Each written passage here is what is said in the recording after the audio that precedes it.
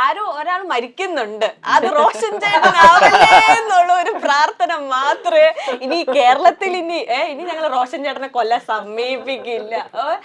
റോഷൻ ചേട്ടൻ അതൊക്കെ നമ്മളിപ്പോ ദൃശ്യം ഇപ്പൊ നടന്നുകൊണ്ടിരിക്കുകയാണ്. അപ്പം ട്രെയിലറിന്റെ അടിയിൽ മൊത്തം കമന്റ്സ് റോഷനാവല്ലേ, ഞങ്ങളുടെ വരുണാവല്ലേ ആവല്ലേ എന്തോരം പേരാ പ്രാർത്ഥിക്കുന്നത്. അതെ, ചില സമയങ്ങളിൽ നമ്മള് ചില കമന്റ്സുകൾ കാണുമ്പോൾ നമ്മളെ മലയാളികൾ ഇത്രയും സ്നേഹിക്കുന്നുണ്ട്, ഇത്രയും ഓർക്കുന്നുണ്ട്, നമ്മളൊരു തിരിച്ചു വരവ് എല്ലാവരും എക്സ്പെക്ട് ചെയ്യുന്നുണ്ടെന്ന് അറിയുമ്പോൾ ഭയങ്കര സന്തോഷം.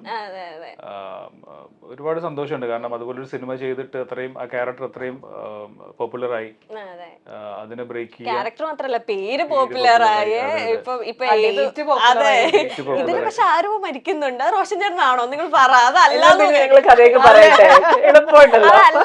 കേൾക്കോ, ഞങ്ങൾക്കൊന്ന് സന്തോഷമാകാൻ വേണ്ടി. ഇനി ഞങ്ങൾ റോഷൻ ചേട്ടനെ കൊല്ലം വിട്ട് തരത്തില്ല.